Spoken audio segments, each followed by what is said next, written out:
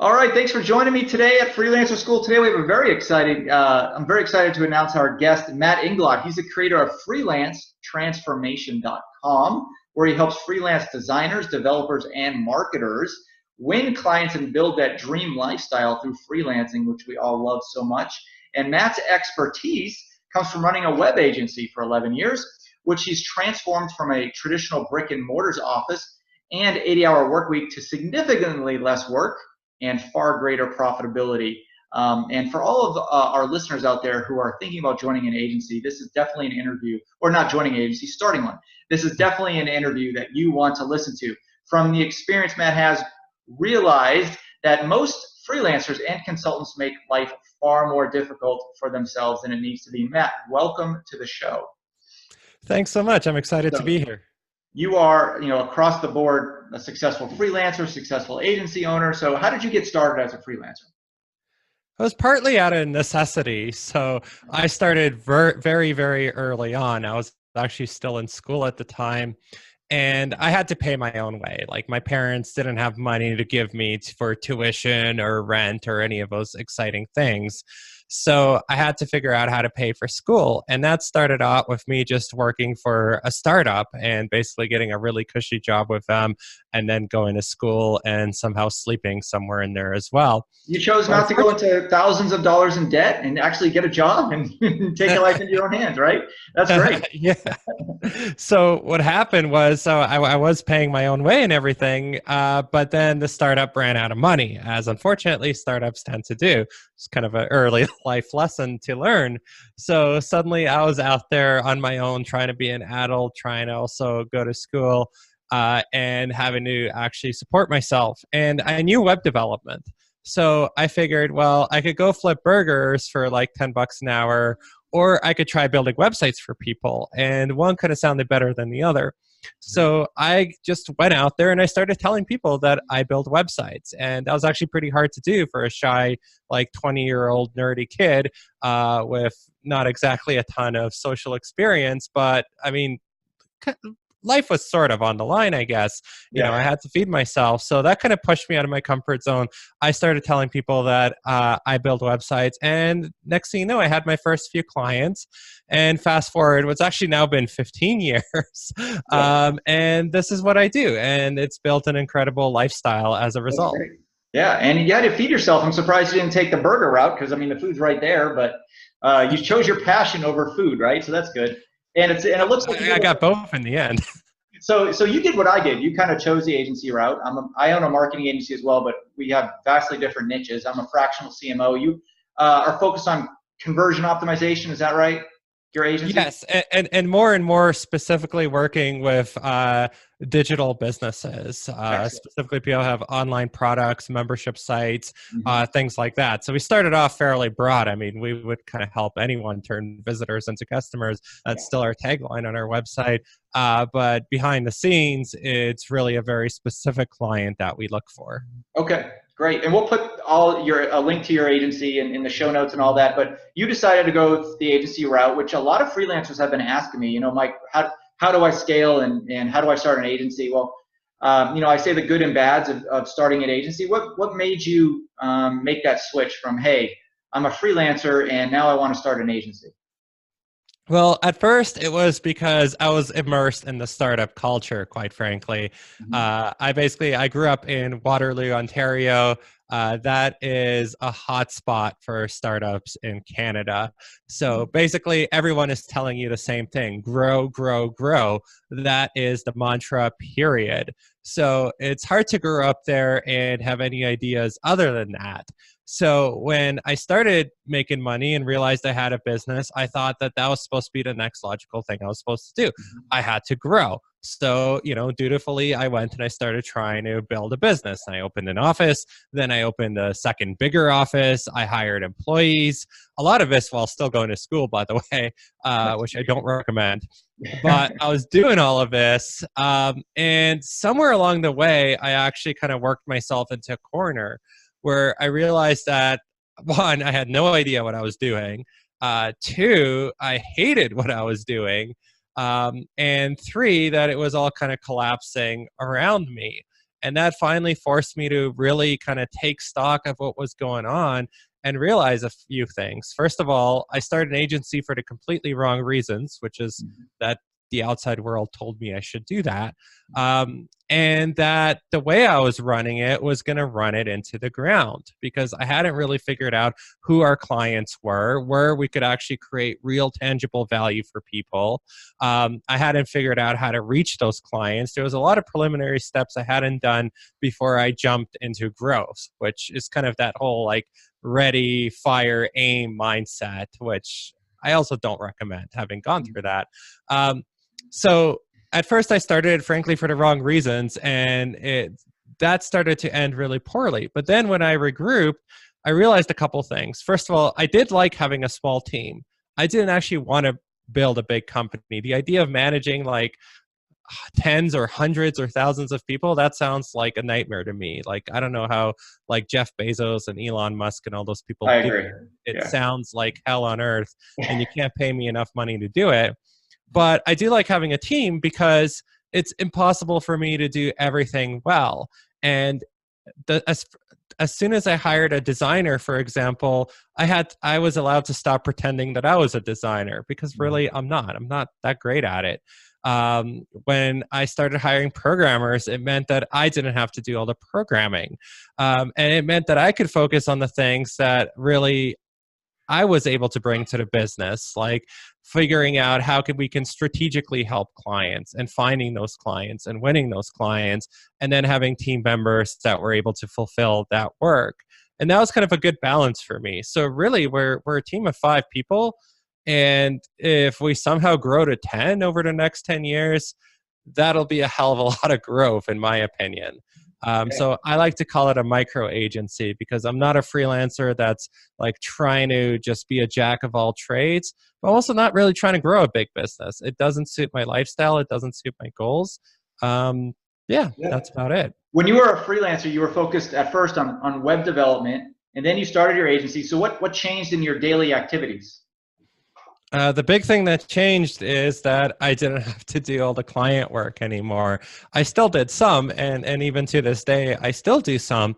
But it allowed me to get rid of a stuff that was really getting in my way. So actually, the very first task that I delegated was bookkeeping.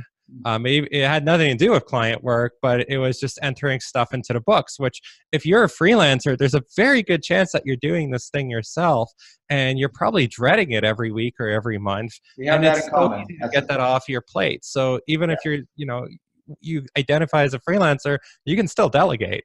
But from then, I started delegating to programming, and that was huge because there was a lot of programming intensive stuff that we were doing that I didn't have to do. I delegated design, which I didn't have to pretend I could do because as a programmer, I was pretty decent. Designer, not so much. So as all that time freed up, that gave me time to find clients, and that gave me time to work with clients, and that was excellent. But as I mentioned, I kind of tried to grow too quickly, which meant that I kind of got stuck on this treadmill at first where, I had people that were able to do the work, but now I needed more work coming in order to pay those people. And somewhere along the way, I was actually making less money than I started with. And again, there's solutions to that, which is to find the right clients and find where you can really deliver value and then start hiring people. And now that I do it that way, it works so much better. Very true. The first thing I did was I hired someone to take care of the books because I didn't want to learn QuickBooks. I didn't want to enter receipts. I didn't deal that. And what changed for me when I started agency, when I decided to join an agency or start an agency, was I found myself selling a lot more than actually doing what I really love to do, and that's marketing. So I found that as an agency owner, I'm constantly worried about bringing clients in the door and keeping them longer rather than actually servicing the client in the industry that I want. So interesting. Great answer. We're actually very similar. Your agency is titled, your marketing agency now is titled Tilted Pixel, right? Okay, and it aims to turn website visitors into customers. I'm going to put you on the spot. You've seen freelancermasterclass.com, my website. Can you give me a couple suggestions on how I can improve? That could be turn website visitors into customers. I'm always looking to hear from an expert. Sure, absolutely. Well, let's structure this a little bit. I have one very important question for you. What is the goal of Freelancer Masterclass? What do you want to have happen when people visit that site? I want people to apply to be a student. And what does that mean? That means they start an 8-week course. So they join a cohort, a small group of other students, and we go through step by step every week different activities and lessons. And along the way, there's a 10-step module over an 8-week period that they go through the course together. And what is your biggest struggle with this website right now? Getting freelancers that we can't service, meaning since we all go through group lessons together, time zone is difficult. We get dozens of applications a week from India, Bangladesh, Pakistan, freelancers that I just can't have them join cohorts because it's their middle of the night when we're meeting at 6 p.m. It's difficult with the time zone differences. Gotcha. Well, I mean, to really go into this would be, an hour or 2 hours of really strategically looking through a website. But if I just look at it in passing, there's a few things that stick out to me. First, the design's on point. Absolutely no complaints there. And it's very obvious to me that you spent some time on this. Quite a bit of time, actually. You've got a podcast, you've got testimonials, and most importantly, you have that big call to action right at the top of your homepage that's asking people to do the thing that you want them to do. And Right. where things kind of slip up for me is your tagline right at the top is learn how to be a master freelancer for free. The for free thing is actually probably pretty cool. I suspect that grabs people. I'm not sure I really like the idea of learn how to be a master freelancer because it doesn't translate for me to what the actual benefit of being a master freelancer is. Oh, But interesting. yeah, Okay. there's much, much stronger copy that you could put there where you take that extra leap from, you can be a master freelancer. That's like saying, you can be a master woodworker or master programmer, to what is it that they're actually going to achieve by being that master freelancer. I like that. So what's their motivation for being a freelancer, and turn that into the headline. And there's a very good chance that that will be a lot more effective for you. All right. I like that. It's a great tip. Yeah, and there's something also cautionary with the for free thing. I would probably keep the for free thing and keep experimenting with it. But you're saying like part of a problem is it's attracting a ton of people that maybe are not a good fit for the course. So that starts making me wonder if maybe the for free thing is positioning the wrong thing for people. So you have basically two types of clients in almost any business, or two types of customers: the people that want a result and will handsomely pay for it, and the people that want value. They want something inexpensive, they want it cheap, they know it's not going to be the best quality, but it's going to be cheap, or in this case free. And words like free do have a habit of attracting that latter crowd, the crowd that maybe doesn't have a lot of money to spend and is looking for freebies. And those people are not always the easiest people to then convert into paying customers. Very true. Very true. Those are all great points. And if you noticed, Matt used a technique I like to talk about in Freelancer Masterclass. Maybe he did it subconsciously or not. We call it the sandwich technique. And that's when you're talking to clients, when they're asking you to critique something. He gave me something good, he gave me something I could improve upon, and then he gave me something good again. You're putting the bad in the middle so the conversation flows nicely and it doesn't seem like you're insulting me. So you did a good job with that. I can pick up on all that stuff. Awesome. Was there a big breakthrough for your business that stands out as a point in time that helps you establish your creativity, or your credibility rather? Yeah, absolutely. I think it actually all goes back to the worst point in my business where everything was falling around my ears. It turns out that that was actually a very good moment looking back on it, because when everything was at its worst and I was frankly running out of money and just ready to kind of, throw the whole thing away, probably what kind of stopped me from doing it is I couldn't figure out how making a corporation go bankrupt worked. And that seemed like a really tedious process. I was like, okay, let's figure out how to actually make this work. So it forced me to really look at my business and see what was going well and what wasn't. And when I started digging into it, I realized I actually had a really cool business here if I actually focused on just a few clients that were actually making all the money for us Mm. instead of the other like 80, 90% that, we would serve. But at the end of the day, I'd maybe make $100 off Would at be worth best it. because Yeah. whatever money they brought in was promptly being spent on people to fulfill their needs. So I realized there was a few clients that were what I call high value clients, people that were spending way more money with us, like 20 grand, 40 grand, more, had more complex needs. And because they were getting real results from us, because we're actually able to apply our expertise to really move the needle in their business rather than just throw up a website online for them, that was the type of client that was actually coming back to us year after year after year and spending more money with us. So if I invested the time to find that client and to serve them well and make them rave about us, be happy with us, then that was potentially a six-figure deal over the next 5 years of them working with us. Versus if I wasted time trying to serve the person that wanted a $5,000 website, those people almost never came back because all they wanted was a website. Their reasons for having a website were very weak. And once they had the website, they didn't need us anymore, which, I mean, great for them, but sucks for me when I'm trying to run a business. 100K versus 5K, right? Yeah. So I realized I could cut out a lot of our expenses if I stopped trying to spin my wheels by chasing the low value clients. And then if I went ahead and redoubled all my efforts towards the high value clients. And then when you look at the tagline on our site, converting visitors into customers, that kind of came out of that because I realized that for the clients that were really willing to pay us a lot of money, it's because if we could turn their website visitors into leads or sales, then Mhm. that actually did something for them. That helped them grow their business, and not in like a trivial way, but hey, suddenly they're making 6 or 7 figures more than they were before because of our efforts. And as a result, they were very happy to pay us.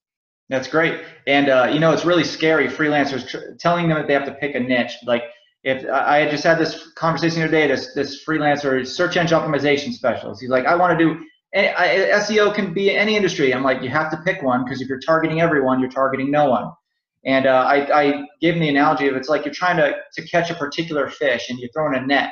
It's much easier to have a spear and throw it and catch the fish that way. If you know exactly who you want to target, there you can have much more opportunity. But it's really hard for freelancers to grasp that and ignore some of that huge pool of clients out there when you really should be targeting just a very narrow portion, because there's plenty of money to make. You can make a great career off a very narrow portion. You just have to understand that and realize that.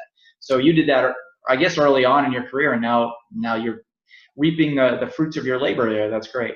Yeah, Um, it was a night and day difference, quite yeah, frankly. I And agree. like I'll just point out that when you're in that position where you don't know who to target, uh, to some extent you are going to have to go through that exploratory phase. Yeah. But at some point, the problem you're going to run into if you're deciding, hey, I'm going to be a generalist, is if I ask you, how are you going to find clients? You're going to respond to me, I don't know. And then you're going to ask me, well, how do I find clients? And I'm going to tell you, well, I don't know either. Because if you're trying to target everybody, I don't know where to find everybody. Whereas Right. if you tell me you're doing SEO for dentists, I can sit here for an hour and rant and rave about all the wonderful ways that you can find these dental clients and never have trouble finding clients again in your life. Right. Exactly. Smart guy. How can our audience learn more about you and follow you? And tell me a little bit more about freelance transformation. Yeah, absolutely. So, because I went through this whole journey myself, and because I've helped so many clients build their own businesses, and yeah, I got the edge to start helping others build their own freelance businesses and their own agencies. So I started freelancetransformation.com, and there you can get, all of my advice, all of my experience. And then on top of that, I've interviewed close to 180 other freelancers and agency owners, and I've drilled down with them on what allowed them to be successful, what allowed them to find clients. And I truly believe it's like one of the I think, most in-depth resources on how to actually figure out this whole client formula and how to get those clients and how to be a successful freelancer. So if you're listening to this on your podcast player, you can just enter freelance transformation and you'll see the podcast come up, or go to freelancetransformation.com. Dude, awesome. How often is the podcast updated? So it used to be weekly. Then we took a hiatus, and now it's coming back as a monthly show. So fewer episodes, but more focused episodes. And it's more about quality versus quantity, where we want to make sure that you actually have time to implement the lessons from the episode and actually make changes based on it, rather than just bombarding you with information constantly. You're running it like your agency. It's over quality over quantity, right? The right clients at the right time. Cool. Well, thanks so much for joining us, Matt. I hope to talk to you more in the future. It's been great. Thanks so much. Take care.